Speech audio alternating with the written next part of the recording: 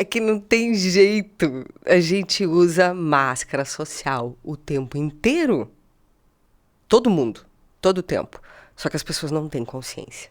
Eu acho que o mais legal desse livro do Erving Goffman é que ele evidencia isso. Então hoje eu vou te provar que a gente usa máscara social mostrando um pouco desse balé, desse jogo social, sabe? Porque quando a gente está consciente da máscara, né, da nossa máscara e da máscara do outro, a gente ganha uma vantagem para o nosso próprio desempenho com essa máscara nesse jogo social, para essa naturalidade e como consciência também dos processos, sabe? Da interação. Erving Goffman é o nome dele, o nome do livro é A Representação do Eu na Vida Cotidiana. É um livro dos anos 50, acho que é 1956 que ele foi publicado, se não me engano. Mas é simplesmente genial.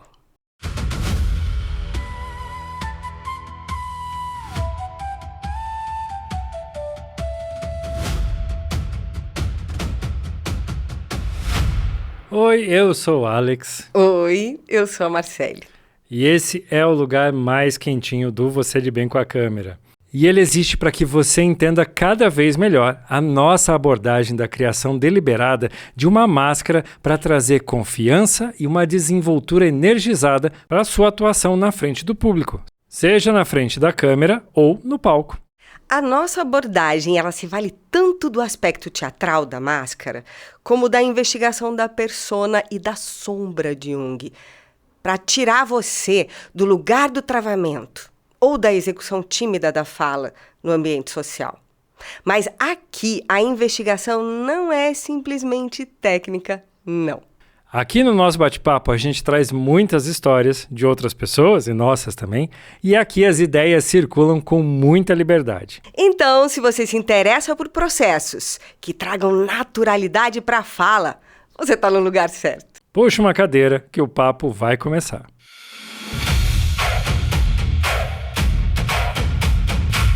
O Dr. Marcos é um cardiologista muito experiente que atende muitos pacientes idosos. Outro dia ele recebeu a dona Iracema, que é uma paciente dele há muito tempo. Como ela está com 81 anos e tem um sério problema no joelho, ela usa uma bengala e caminha bem devagar. Depois de uma curta espera, a secretária dele diz: Dona Iracema, é a sua vez. O Dr. Marcos então se levanta e com atenção e cuidado puxa a cadeira para ela antes que ela precise pedir. E cumprimenta. Dona Iracema, que bom vê-la. Como é que está o coração hoje?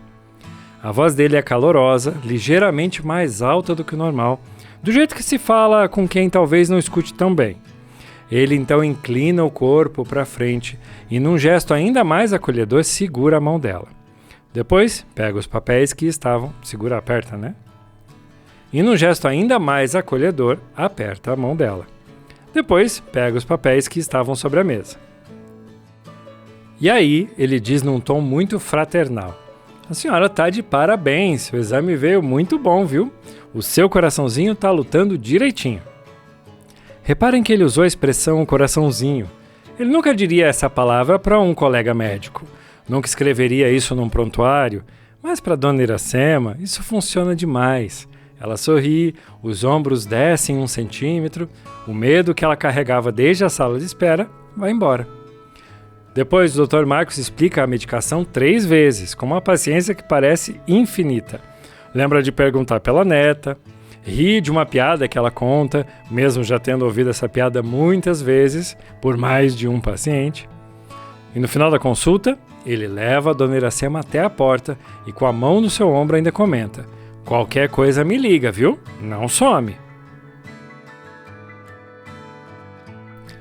Depois que a Dona Iracema vai embora, ele chama a secretária e a sua voz muda completamente. Não que ele fique frio, mas parece mais profissionalmente distanciado. Outra pessoa mesmo. O tom é técnico e prático. E aí ele diz: Regina, essa próxima paciente é aquela senhora do quadro hipertensivo, né? aquela que não toma direito à medicação, é que o sobrenome dela não tá tão claro aqui. Bom, da última vez ela veio sem os exames que eu pedi. Vamos ver se hoje ela entendeu.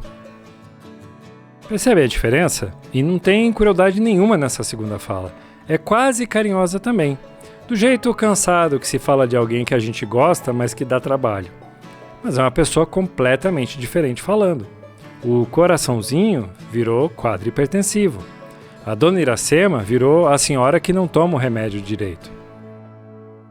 Olha que interessante. Nenhuma das duas versões do Dr. Marcos são mentira. É o mesmo Dr. Marcos genuíno, mas ele está usando máscaras diferentes para uma atuação social mais adequada diante da situação, entende? Uma é uma fachada construída para sustentar o cuidado que a paciente precisa sentir. E a outra é o bastidor, onde ele processa o trabalho em termos que a profissão exige. E ele não está sendo falso em nenhuma das duas cenas. Nós usamos máscara mesmo o tempo todo. E dependendo da atuação, temos mais habilidade porque estamos mais treinados. Porque a gente faz esse papel há mais tempo. Mas uma coisa é fundamental: estar consciente. Para uma vez distanciado desse papel, a consciência faz isso. Faz com que a gente se distancie também. Que a gente possa olhar de fora, sabe? Uhum. E aí a gente ganha um poder de gerenciamento para a nossa desenvoltura também. Uhum. E é por isso que esse livro, a representatividade do eu na vida cotidiana, é tão genial. Porque ele mapeia mesmo. O que o Goffman fez? Erving Goffman, o nome dele, tá? O que ele fez? Ele defende a ideia de que a gente vive em permanente performance social. Como se a gente estivesse gerenciando impressões através de fachadas ou de máscaras, né? Gerenciando a impressão das outras pessoas. Das outras pessoas. Uhum. Né? Quando a gente está no que ele chama de fachada, diferente da máscara que a gente usa num bastidor. Uhum. E quando ele começa a fazer esse mapeamento desse balé, porque daí ele cria vários pequenos conceitos, durante o livro ele vai mostrando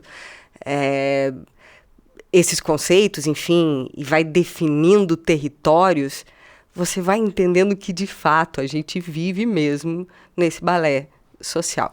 E ele foi até canonizado, sabe? Para esse tipo de compreensão acadêmica, ele é uma referência. É importante ler o Goffman. Só que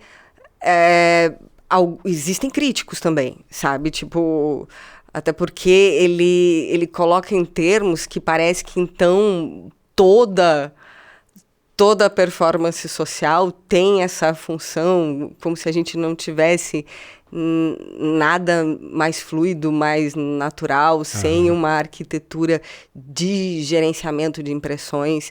E nesse lugar a crítica também é válida.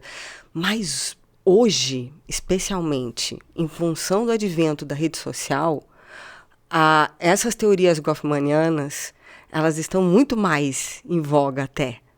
Porque na rede social, como tudo é recorte, e parece que tudo obedece mesmo uma lógica de gerenciamento de impressões, e a gente tem, né, o estudo do algoritmo, as fatias de público, enfim, são milhões de maneiras de você mapear coisas para esse gerenciamento. Aí, de uma vez que as coisas estão realmente levadas a termo nesse balé social que o Goffman verifica e mapeia. Uhum. E não só para quem tem consciência, né, do funcionamento do algoritmo ou dos aspectos do marketing, mas mesmo quem faz um uso mais no flow da vida, você também tem um recorte direcionado. Se você tem uma profissão e está usando a rede social para vender o teu trabalho, ou diante da tua performance, seja ela qual for na vida, você tem um propósito. E se você tem um propósito, você está se valendo desses conceitos. E eu vou te mostrar porque é muito interessante. Eu trouxe aqui as anotações para a gente entender um pouquinho o que é que o Goffman fala nesse livro. Fica aqui a minha sugestão. Leiam mesmo. O livro é genial.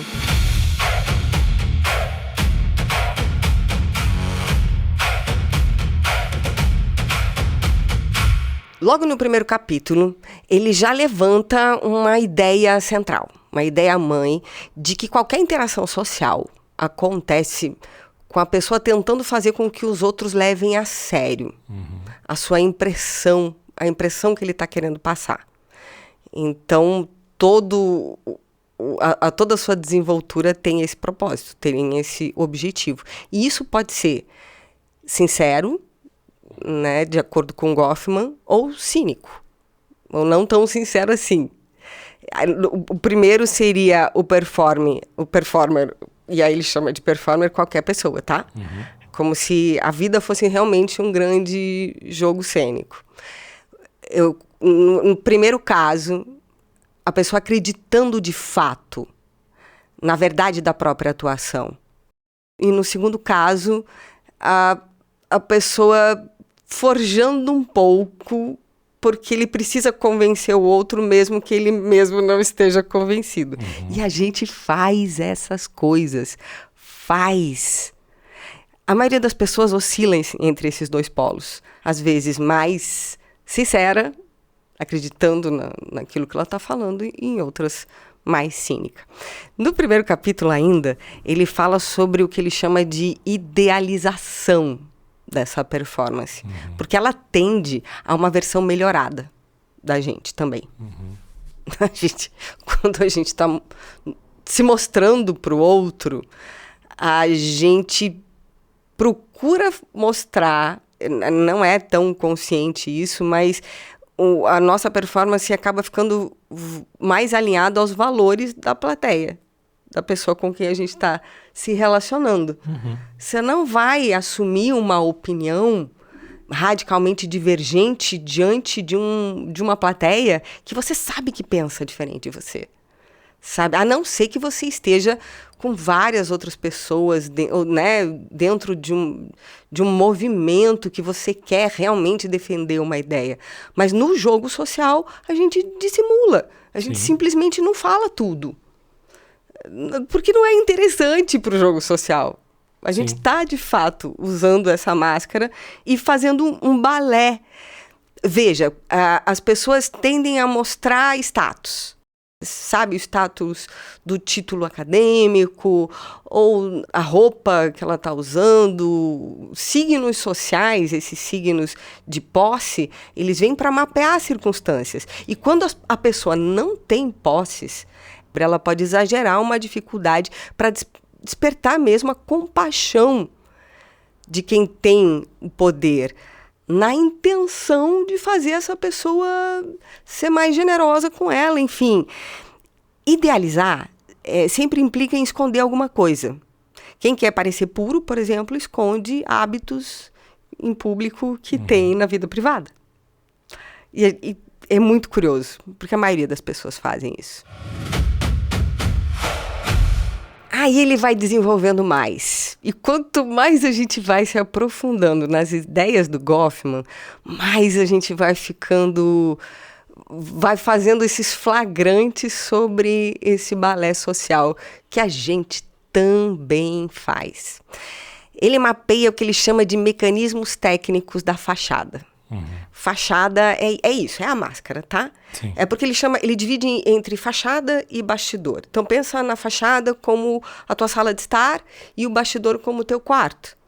E como ele divide também entre times, tipo, às vezes a gente executa esse balé social, não só eu em relação à minha plateia, mas pode ser eu enquanto time, por exemplo, eu e você enquanto pais, e a nossa plateia, os nossos filhos. A gente performa também uma realidade forjada, eventualmente, para os filhos. Sim. Assim como pessoas de uma mesma profissão, dentro de um time, de uma equipe, performam determinada atividade. Pensa nos policiais. Sim. Pensa no médico enfermeiro. Pensa nessa performance diante de uma plateia. Existem códigos e símbolos que são organizados para você passar uma ideia. Uhum. E aí ele chama de fachada isso que está no... É o front, né? O que está sendo visto, né? É o que está sendo visto. Uhum. E é a nossa máscara, né? O que a gente chama aqui de máscara. É a nossa performance diante desse objetivo. Não somos a mesma pessoa nos mais diferentes ambientes e nem tem como ser. Mas aí esses mecanismos ele vai mapeando assim. O primeiro que ele nomeia é a realização dramática. É quando o performer precisa tornar visível, através de sinais, um trabalho ou uma qualidade que de outra forma passaria despercebido. Uhum. Sabe? Tipo, quando você tá lá, você e o teu chefe, e você deixa mais evidente, sabe? Aí o que a gente chama de mostrar serviço. Uhum. Olha, o fulano tá mostrando serviço. Ele fez, mas ele não só fez, ele fez de um jeito que ficou mais evidente aquilo que ele estava fazendo. Uhum. E isso tem um propósito dessa performance social. Por isso, o médico tem, de repente, o Dr. Marcos, essa performance mais calorosa também com a paciente, enfim.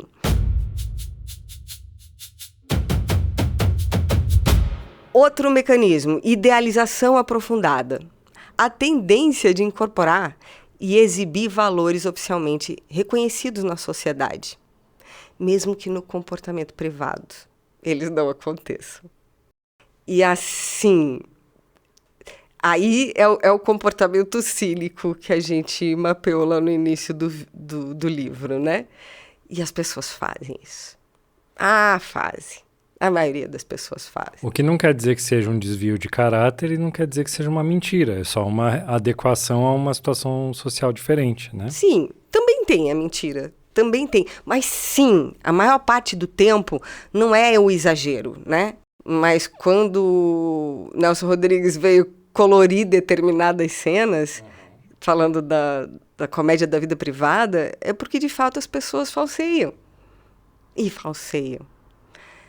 Eu acredito muito na boa vontade e na boa fé das pessoas. Então, realmente, eu não acredito que a maior parte do tempo a gente está manipulando. Não. Mas que a gente gerencia as impressões, isso a gente gerencia. E isso a gente faz, todo mundo.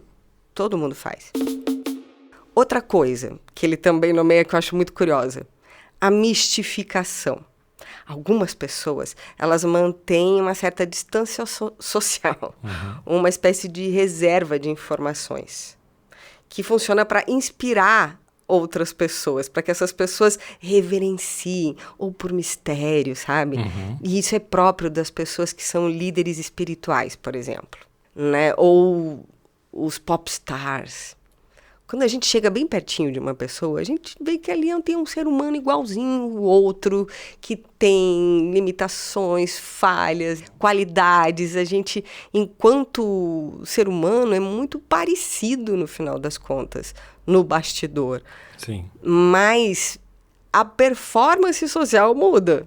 Muda de acordo com a tua função, com o teu papel executado naquele momento, muda com a habilidade que você desenvolveu para aquele papel especificamente, e aí eu vejo grande vantagem na criação de uma máscara, por isso que a gente desenvolveu o que a gente desenvolveu, porque se a gente tem um ambiente para treinar isso, a gente vai ficando melhor, e cada vez melhor nesse desempenho. Sim. Mas às vezes a gente simplesmente não tem o caminho para fazer.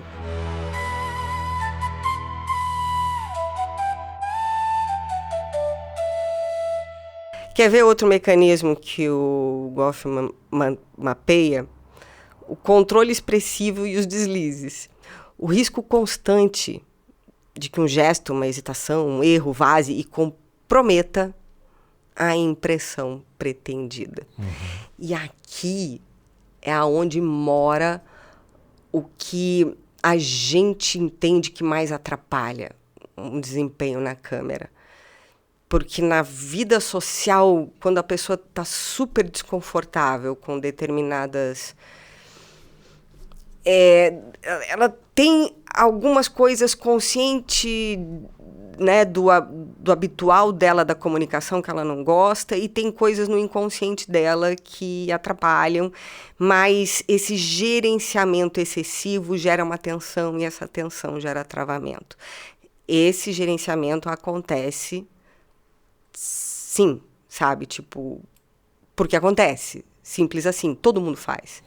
Só que quanto mais a gente vai lidando com a vulnerabilidade como uma grande vantagem, entendendo que nela mora o caminho para desenvolver habilidades, a gente expande a nossa zona de conforto. Eu gosto muito de pensar a zona de conforto como um lugar que você vai aumentando. Você vive o desconforto para poder ir ampliando o conforto. É por isso que a gente vai enfrentando os desconfortos. Mas esse gerenciamento, esse controle da expressividade também é um mecanismo mapeado por Goffman.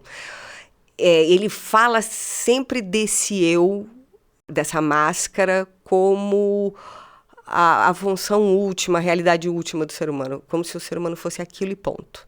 Nós somos o resultado da interação, e interações diferentes, em papéis diferentes, oscilando, às vezes no time, às vezes no performer, às vezes na plateia, né? Mas a máscara seria a expressão final e o teu eu todo. Eu prefiro a visão do Jung, até porque, enquanto sociólogo, o Erving Goffman realmente não tinha esse propósito. Ele faz esse mapeamento para a gente ter uma consciência sobre o balé social, e é extremamente interessante. Mas um ponto de vista de fora, né, quase, da pessoa em si, né? E não só da pessoa, mas da pessoa inserida num contexto. No contexto social. Porque é um olhar da sociologia. E a sociologia estuda o jogo social. Aonde a gente está e por que a gente está agindo da maneira como a gente está agindo, já que muitas das nossas ações são estimuladas em função do nosso meio. Né? A gente produz alteração no nosso meio, mas o nosso meio produz alteração na gente. Sim. E muitas das nossas reações, da nossa atitude social, acontece em função do papel que a gente está exercendo e do meio onde a gente está inserido. Sim. Por isso que ele fala dessa idealização aprofundada como um dos mecanismos, onde a gente se apropria dos valores para não ser tão dispar, não ficar tão à margem do que é vivido naquela sociedade. É muito curioso, né? Só para fechar o raciocínio, qual que é a diferença que você ia falar do Jung, que eu te interrompi? Pois é. O Jung, ele fala sobre aspectos de vida interior, que a persona, ou seja, a máscara, ela não é o resumo e nem do que você é, e nem é ela que te define, até porque a gente não tem só uma máscara. Sim. A gente tem dezenas. E a gente se forma arquetipicamente pelas impressões que o mundo nos traz, sim, né? Como a gente vai construindo essas máscaras, mas a gente também tem uma vida interna inconsciente. Jung fala da sombra. E quanto mais a gente ganha consciência sobre esse mundo interior, mais inteiro a gente fica. Mais a gente consegue respeitar outros movimentos internos para além dessa máscara. E aí a gente fica mais próximo do que eu acredito que é a autenticidade. Porque a autenticidade, pelo menos no meu jeito de olhar, é um lugar onde você respeita essa vida interna, onde você respeita os teus movimentos internos também, entende? E aí é interessante porque gera uma possibilidade de você mudar, né? de você melhorar, de você pegar alguma coisa de uma máscara que talvez não funcione tão bem para você socialmente falando, e você poder alterar ela internamente e refletir, né, depois. Não, quando você se conhece internamente, quando você faz essa busca por coisas que você sublimou, que estão no teu inconsciente, e que se estão ali é porque são importantes, você pode até abrir mão de determinados papéis que a gente acaba executando por obrigação, porque o mundo de fora impôs, às vezes, sabe, nem faz sentido pra gente. Por isso, mas aí é a visão terapêutica, né? Sim. O Erving Goffman, ele não tem esse propósito. Ele tem uma visão social que eu acho muito útil para a gente aqui, na investigação que a gente faz, para que a gente ganhe consciência do balé. E para que a gente entenda também por que esse balé do outro está acontecendo da maneira como está acontecendo. Sabe? Isso faz com que a gente fale, poxa, olha aí, né? Tem uma função. O que essa pessoa está se pavoneando para cima de mim, né? Mostrando suas penas. E quanto mais consciência a gente tem, mais a gente tem as chances de, enfim, performar melhor. Parece ruim, né? Dizer dessa forma, performar como se não fosse autêntico. Mas é que eu não acredito que a máscara seja uma coisa pouco autêntica. Se ela está relacionada com a tua verdade interna, ainda assim, é autenticidade, entende? Sim.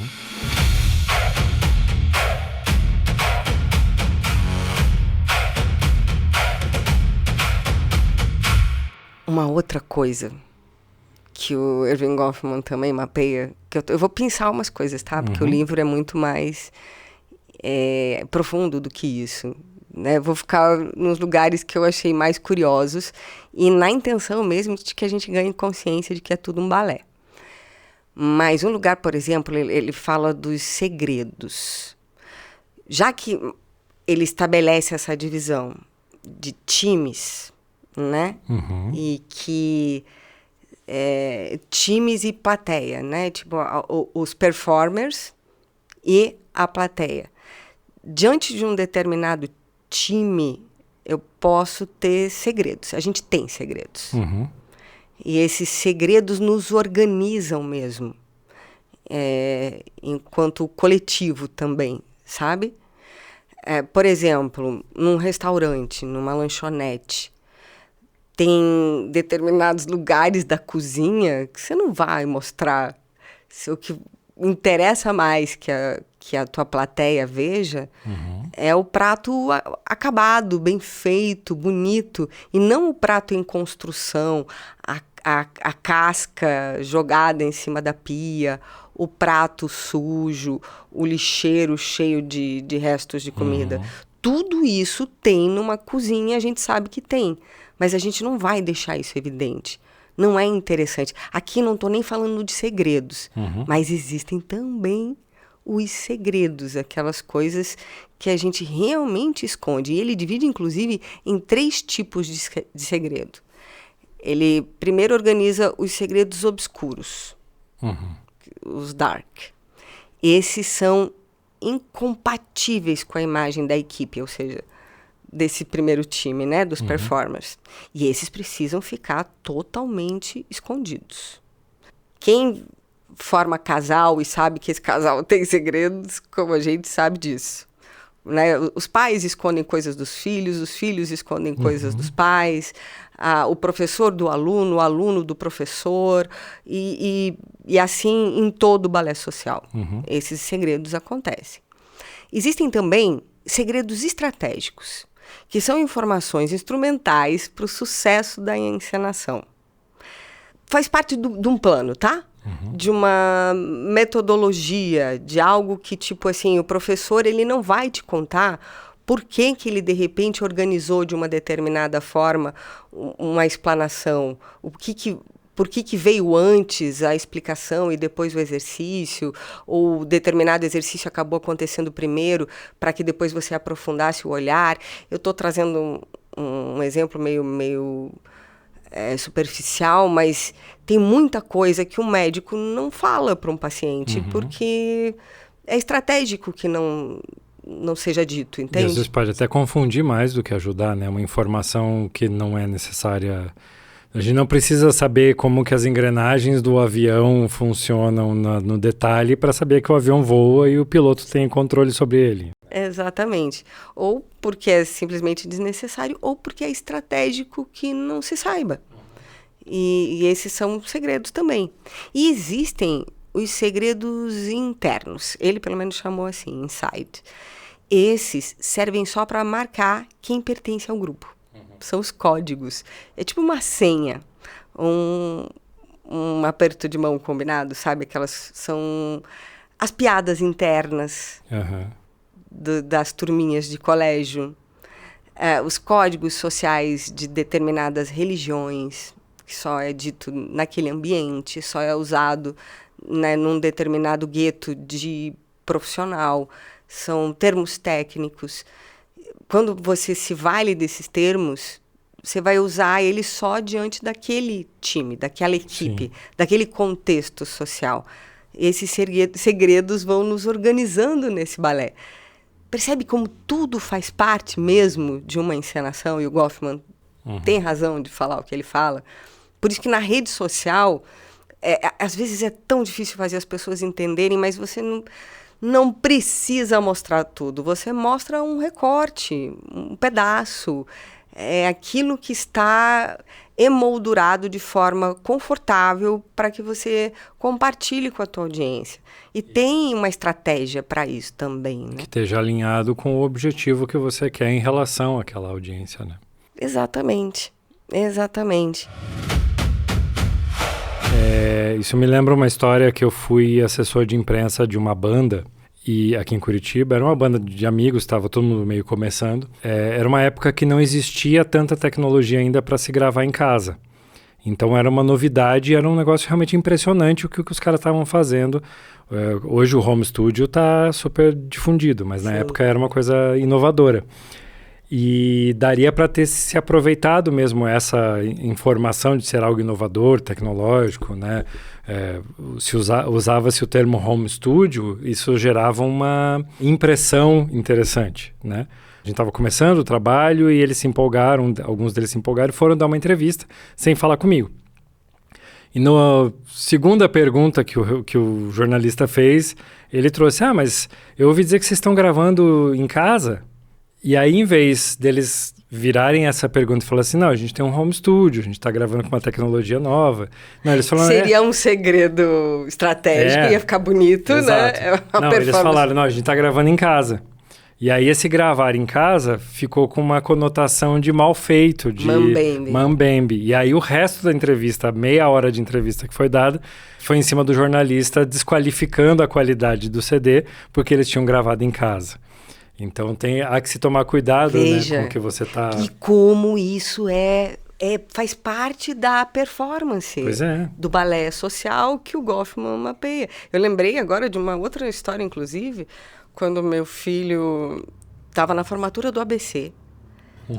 E eu já saí de casa emocionada. Eu, enquanto mãe, queria me emocionar, estava desejando aquele momento da emoção, carreguei quilos de lenço de papel para enxugar as lágrimas.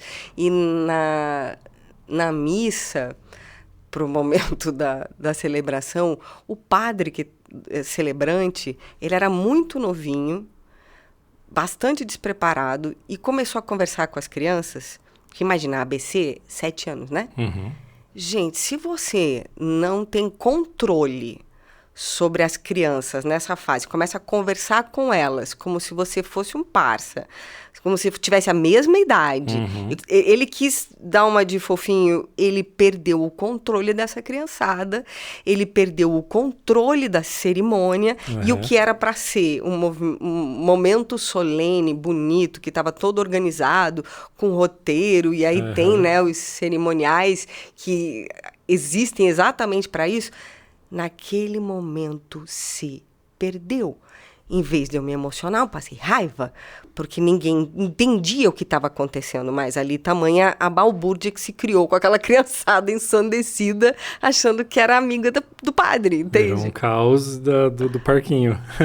Pensa o que é isso, balé social. Sim. Aí os cerimoniais, os rituais, quantas coisas a gente faz cumprindo funções, executando papéis. E as pessoas se organizam nesses ambientes. Tudo isso é mapeado pelo Goffman. Quer ver um ambiente onde as pessoas se organizam com muita rapidez? Um tribunal do júri. Uhum. Você entrou numa sala, você entendeu que tem um camarada de toga numa cadeira mais alta lá na frente, você já sabe, você já entendeu o que é isso. Mesmo que não tenha em cima o nome tribunal, você rapidamente mapeia o ambiente e organiza mentalmente. No que você se organiza mentalmente diante do cenário posto, você também organiza a própria máscara. Sim. Você vai adequar o seu movimento àquele ambiente. Você vai parar de falar alto. Você vai, até os teus gestos, os teus movimentos vão ser mais silenciosos. Isso numa missa, num lugar de celebração. Você também vai se adequar, que vai ser diferente no cinema, que vai ser diferente num show de rock. Você quer uma boa diferenciação dessa máscara social? É a cerimônia do casamento e depois a festa do casamento. São dois ambientes completamente opostos e as pessoas estão nos dois ambientes e performam de uma forma no casamento e outra forma na festa. E você fica, às vezes, uma vida desejando aquele papel daquele momento. Uma máscara. É uma máscara. Entende que quando você vem para a rede social e vai fazer a tua fala, vai fazer teu vídeo, vai fazer a tua palestra, você também está executando uma máscara e consciente disso, você tem como agregar a essa performance, então, habilidades, funções, elementos trazidos de processos terapêuticos e dos processos teatrais, elementos que vão te ajudar nessa performance. É nisso que eu acredito. Mas se você entra numas de que, eu quero ser eu, cara, é que assim, não tem esse eu, entende? Não tem esse eu sem a persona do Jung. Não tem esse eu sem a máscara. Se você for intransigente num eu que você acha que você também vai acabar não conseguindo performar nos ambientes, porque daí vai ser que nem o padre. Você vai se confrontar com uma situação que você não vai conseguir dar conta porque você está preso numa máscara que não está flexível. Mesmo os artistas mais disruptivos que parecem prezar pela sua autenticidade a qualquer preço. Na verdade, o que eles estão fazendo também é desenvolver o que o Goffman falou ali desse ambiente do mistério, do místico. Porque quando eles se afastam de determinadas funções sociais, eles estão performando de uma outra forma que também já foi prevista socialmente. Sim. Que também já foi mapeada socialmente. Ainda assim, eles estão executando um papel. É meio que uma bobagem, eu acho, você negar determinadas circunstâncias que são próprias do jogo social. A gente não tem muito como viver socialmente, civilizadamente, sem cumprir determinadas funções, convenções. A gente usa roupas porque a gente convencionou usar roupa. E a gente usa roupa de determinada moda ou não, também por convenções e adequações ao nosso grupo. E mesmo quando a gente se coloca contra determinado tipo de moda, a gente está mais próximo de um outro tipo de movimento. Ou seja, você tem alguma tribo perto da qual você está se relacionando e levantando bandeiras, códigos, segredos, estabelecendo jogo e vivendo os seus papéis. Não existe ser humano 100% sozinho, né? Não. Enfim, o livro é mais do que isso. Goffman vai falar também sobre a arte do gerenciamento das impressões, a lealdade dramatúrgica, a disciplina dramatúrgica. Ele vai falar de papéis discrepantes. Ele vai trazer muito mais cor para essa investigação, para esse estudo sociológico que ele faz. Mas isso que eu trouxe já evidencia o porquê dessa obra, torna ainda mais notável o fato da gente realmente usar máscaras. E era esse o objetivo. E eu acho que a gente pode meio que ir fechando essa conversa. E aí, eu queria deixar a pergunta. Você já tinha ouvido falar de Erving Goffman, você que está nos ouvindo? O que dessas coisas que a gente mapeou aqui parece mais curioso? Você já estava ligado desse funcionamento social, desse balé, dessa performance? Ou é muito novidade? E se você chegou até aqui, comenta máscara social pra gente saber que você veio até esse ponto. Boa. E assim, segue a gente, independente da rede social que você está ouvindo os nossos podcasts, segue a gente lá, deixa o seu comentário, dá 5 estrelinhas pra gente também, que ajuda a levar o nosso projeto para frente. E se você ficou interessado no livro do Goffman, apesar de ser uma leitura bem pesada, bem densa, é mais acadêmico. Mas é acadêmico, mas é um livro que vale a pena para quem está interessado em estudar sobre essa movimentação social. A gente vai deixar o nosso link aqui de afiliados da Amazon na descrição do vídeo. Se você ficar interessado em comprar, é só clicar lá. Aliás, nesse link tem outros livros que a gente recomenda para essa investigação, sabe? Sobre autenticidade, vulnerabilidade, treinamento da máscara, enfim. E não deixa de seguir a gente também nas redes sociais todas para receber os novos episódios aqui do nosso podcast e também dos conteúdos que a gente publica nas redes. É uma alegria imensa contar com a sua atenção, com a sua audição, com o seu interesse. Saiba que você tem um pedaço do nosso coração. Você mora no nosso coração de pijama e não paga aluguel por ter emprestado a sua orelha pra gente. Muito isso. Muito obrigado pela atenção de vocês e até o próximo episódio. Até.